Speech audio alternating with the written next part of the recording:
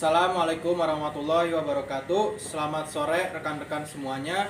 Kami kelompok 3 ingin mempresentasikan pengaruh pendidikan dan pelatihan terhadap kinerja guru SDIT Ibnu Abbas.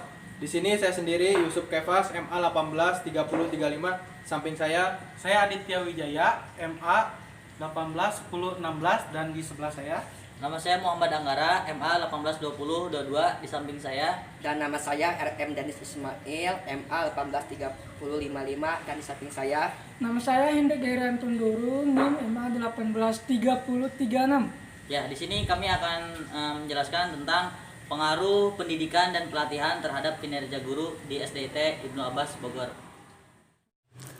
Pengaruh pendidikan dan pelatihan terhadap kinerja guru di SDIT Ibnu Abbas Bogor. Pengertian kinerja. Kinerja adalah hal yang memiliki sifat individu, karena setiap karyawan memiliki tingkat kualifikasi yang berbeda dan kinerja yang berbeda dalam kaitannya dengan tugasnya. Berikut ini pengertian kinerja menurut para ahli. Pertama, menurut Bernardin dan Russell, kinerja adalah catatan tentang hasil-hasil yang diperoleh dan fungsi-fungsi pekerjaan tertentu atau kegiatan selama kurun waktu tertentu. Kedua, menurut Gibson et al., kinerja adalah hasil pekerjaan yang terkait dengan tujuan organisasi, efisiensi, dan kinerja. Yang ketiga, menurut Hasibuan, kinerja adalah suatu hasil kerja yang dicapai seseorang dalam melaksanakan tugas-tugas yang dibebankan kepadanya didasarkan atas kecakapan, pengalaman, dan kesungguhan serta waktu. Yang keempat, menurut Mangkunegara, kinerja adalah hasil kerja secara kualitas dan kuantitas yang dicapai oleh seorang pegawai dalam melaksanakan tugasnya sesuai dengan tanggung jawab yang diberikan kepadanya. Faktor yang mempengaruhi kinerja. 1. Sikap disiplin. 2. Motivasi kerja. 3. Kompensasi. 4. Gaya kepemimpinan.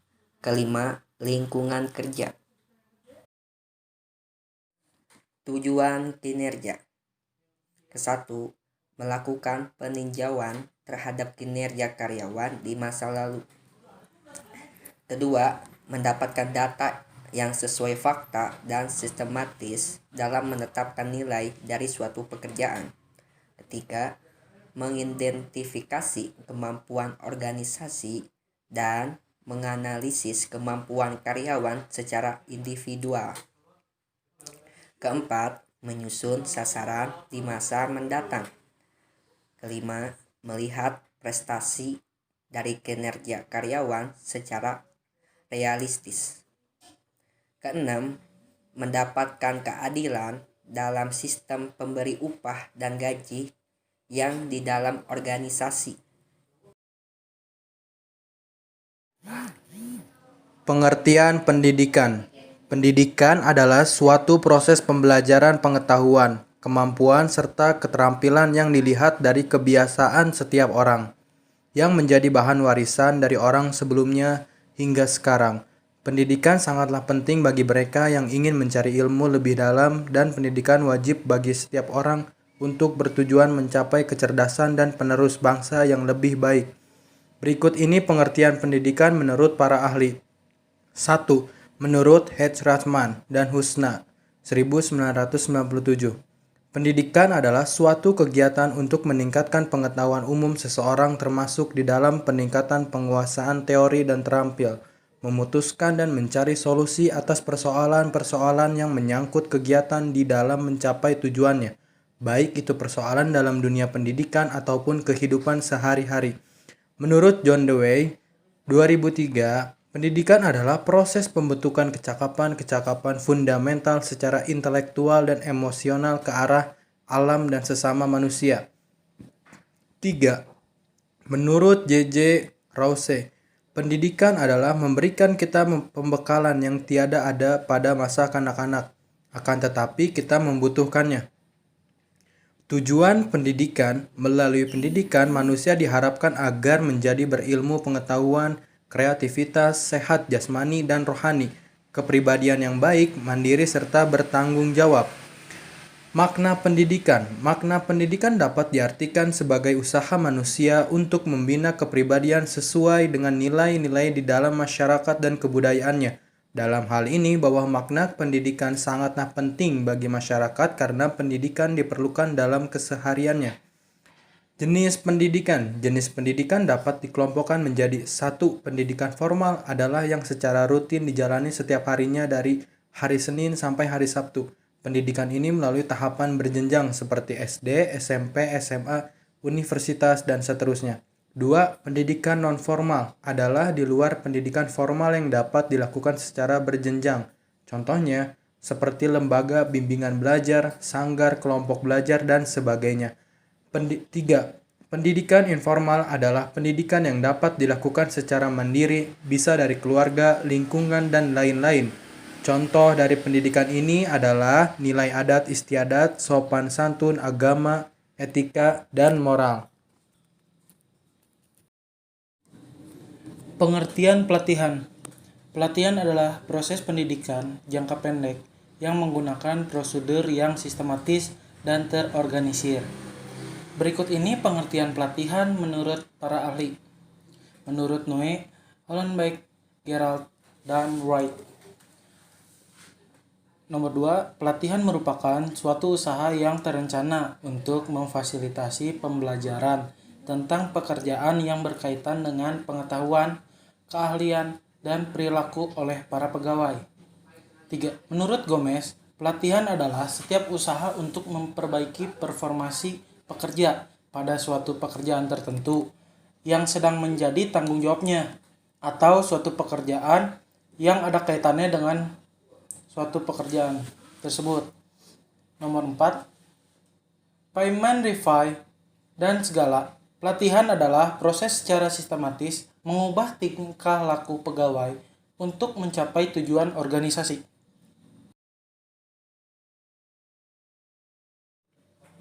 Tujuan pelatihan. Tujuan dari pelatihan adalah yang pertama, untuk mengembangkan keahlian sehingga pekerjaan dapat diselesaikan dengan cepat dan lebih efektif. Yang kedua, untuk mengembangkan pengetahuan sehingga pekerjaan dapat diselesaikan secara rasional. Dan yang ketiga, untuk mengembangkan sikap sehingga menimbulkan kerjasama dengan teman-teman pegawai dan pimpinan.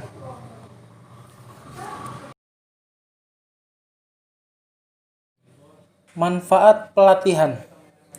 Beberapa manfaat pelatihan berikut ini, yaitu yang pertama, meningkatkan pengetahuan para karyawan atas budaya dan para pesaing luar. Yang kedua, membantu para karyawan yang mempunyai keahlian bekerja dengan teknologi. Yang ketiga, membantu para karyawan untuk memahami bagaimana bekerja secara efektif dalam tim untuk menghasilkan jasa dan produk yang berkualitas. Yang keempat, memastikan bahwa budaya perusahaan menentukan pada inovasi, kreativitas, dan pembelajaran.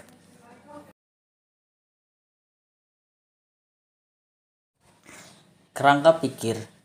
Dalam dunia pendidikan, peran guru sangat penting dalam mengajar dan mendidik siswa untuk mencapai pendidikan yang berkualitas.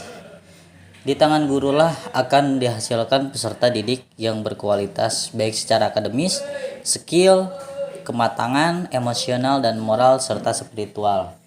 Salah satu upaya yang dapat dilakukan untuk meningkatkan kinerja guru baik dalam proses pembelajaran yaitu dengan mengikuti pendidikan dan pelatihan atau diklat. Pendidikan dan pelatihan memberikan kesempatan kepada guru untuk mendapatkan pengetahuan, keterampilan, sikap baru yang mengubah perilaku serta guru akan lebih paham dengan dunia kerja. Dapat mengembangkan kompetensi dan kepribadiannya, mengembangkan karir yang pada akhirnya akan meningkatkan kinerja sehingga proses pembelajaran berjalan secara optimal. Untuk itu, variabel yang akan dikaji yaitu pendidikan, pelatihan, dan variabel terkait yaitu kinerja guru. Nah, adapun yang menjadi indikator untuk variabel yang pertama, untuk pendidikan X1 yaitu mengembangkan pengetahuan, mengembangkan wawasan, mengembangkan sikap. Itu X1 yaitu pendidikan. Terus X2 yaitu pelatihan. Yang pertama mengembangkan pengetahuan, yang kedua mengembangkan keterampilan, yang ketiga mengembangkan inovasi, kreativitas berkarakter. Terus variabel Y yaitu kinerja. Yang pertama kualitas kerja, kuantitas kerja, yang ketiga pengetahuan pekerjaan, yang keempat disiplin dalam bekerja, yang kelima tanggung jawab. Ya, jadi untuk X1 dan X2 itu berpengaruh terhadap variabel Y. Selanjutnya metode penelitian. Dalam penelitian ini menggunakan jenis penelitian lapangan menggunakan pendekatan kuantitatif. Peneliti berusaha mengungkap dan menjelaskan keadaan dari objek penelitian dan mencoba menganalisis untuk memberikan kebenaran berdasarkan data-data yang diperoleh. Dengan metode ini, peneliti akan memaparkan secara sistematis materi-materi pembahasan dari berbagai sumber, kemudian dianalisis secara tepat dan cepat dan cermat guna memperoleh sebuah kesimpulan dari penelitian tentang pengaruh pendidikan dan pelatihan terhadap kinerja guru di SDIT Ibnu Abbas. Populasi. Dalam penelitian ini menggunakan jenis penelitian lapangan menggunakan pendekatan kuantitatif. Penelitian berusaha mengungkap dan menjelaskan keadaan dari objek penelitian dan mencoba menganalisa untuk memberikan kebenaran berdasarkan data-data yang diperoleh. Populasi dalam penelitian ini adalah pegawai yang berjumlah 21 dan siswa berjumlah 229 SDIT Ibnu Abbas dengan jumlah keseluruhan yaitu 250 orang. Jadi dalam penelitian ini populasi yang peneliti adalah guru dan siswa digunakan sebanyak 50 orang. Pemilihan populasi pegawai merupakan objek pokok dalam penelitian ini.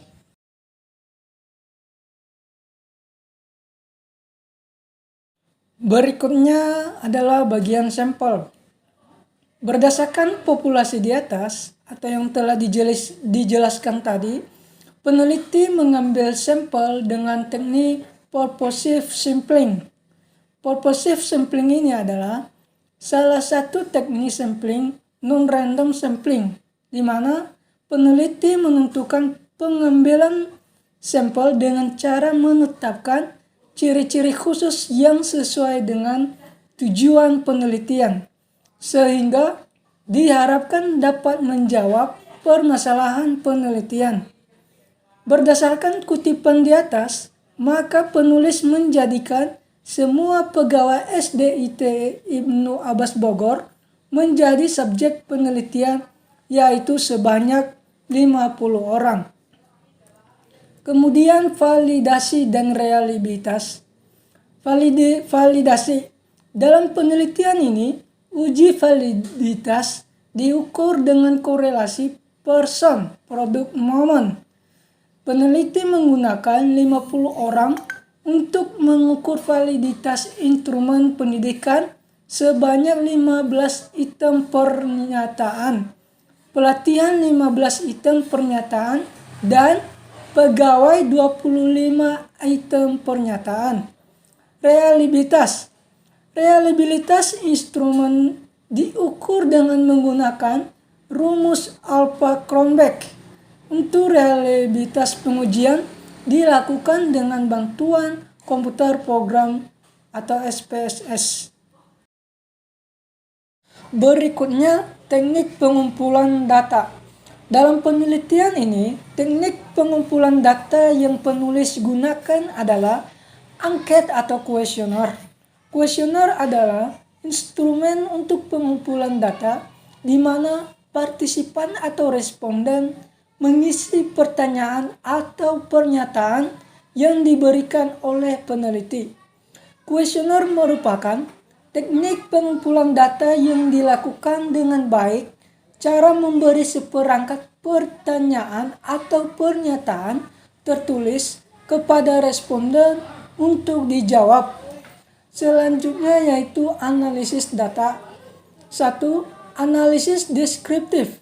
Pada tahap ini, data yang telah diperoleh dari penelitian dideskripsikan menurut masing-masing variabel dengan menggunakan bantuan SPSS 20 atau Statistical Packer for Socialization untuk mendapatkan mean atau rata-rata, standar deviasi atau SD, modus atau MD, dan median atau ME.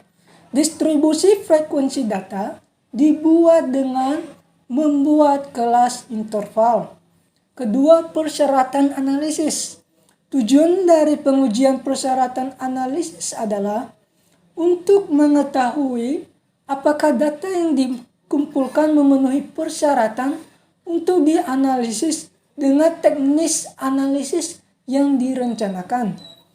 Uji persyaratan yang harus dipenuhi untuk teknik analisis regresi linear sederhana meliputi normalitas, homogenitas, dan linearitas. Yang terakhir, kesimpulan.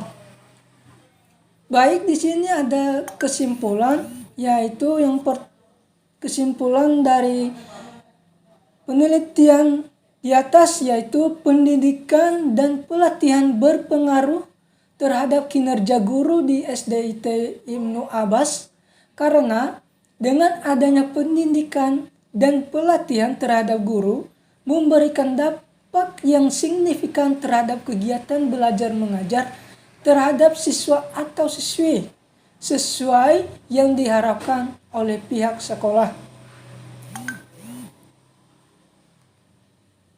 Sekian presentasi dari kami, kurang lebihnya mohon maaf.